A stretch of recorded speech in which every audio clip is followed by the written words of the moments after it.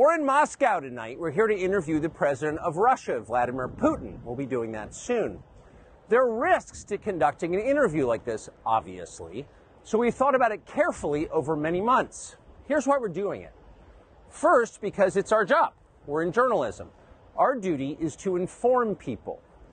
2 years into a war that's reshaping the entire world, most Americans are not informed. They have no real idea what's happening in this region, here in Russia or 600 miles away in Ukraine. But they should know. They're paying for much of it in ways they might not fully yet perceive. The war in Ukraine is a human disaster. It's left hundreds of thousands of people dead, an entire generation of young Ukrainians, and it's depopulated the largest country in Europe. But the long-term effects are even more profound. This war has utterly reshaped the global military and trade alliances, and the sanctions that followed have as well. And in total, they have upended the world economy. The post-World War II economic order, the system that guaranteed prosperity in the West for more than 80 years, is coming apart very fast, and along with it, the dominance of the U.S. dollar. These are not small changes. They are history-altering developments. They will define the lives of our grandchildren. Most of the world understands this perfectly well. They can see it. Ask anyone in Asia or the Middle East what the future looks like. And yet the populations of the English-speaking countries seem mostly unaware. They think that as nothing has really changed. And they think that because no one has told them the truth. Their media outlets are corrupt. They lie to their readers and viewers. And they do that mostly by omission. For example, since the day the war in Ukraine began, American media outlets have spoken to scores of people from Ukraine, and they have done scores of interviews with Ukrainian President Zelensky. We ourselves have put in a request for an interview with Zelensky, and we hope he accepts. But the interviews he's already done in the United States are not traditional interviews. They are fawning pep sessions specifically designed to amplify Zelensky's demand that the U.S. enter more deeply into a war in Eastern Europe and pay for it. That is not journalism. It is government propaganda.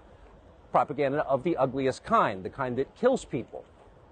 At the same time, our politicians and media outlets have been doing this, promoting a foreign leader like he's a new consumer brand. Not a single Western journalist has bothered to interview the president of the other country involved in this conflict, Vladimir Putin. Most Americans have no idea why Putin invaded Ukraine or what his goals are now. They've never heard his voice. That's wrong. Americans have a right to know all they can about a war they're implicated in, and we have the right to tell them about it because we are Americans too. Freedom of speech is our birthright. We were born with the right to say what we believe. That right cannot be taken away no matter who is in the White House. But they're trying anyway.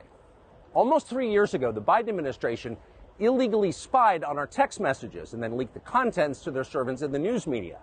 They did this in order to stop a Putin interview that we were planning. Last month, we're pretty certain they did exactly the same thing once again. But this time, we came to Moscow anyway. We are not here because we love Vladimir Putin.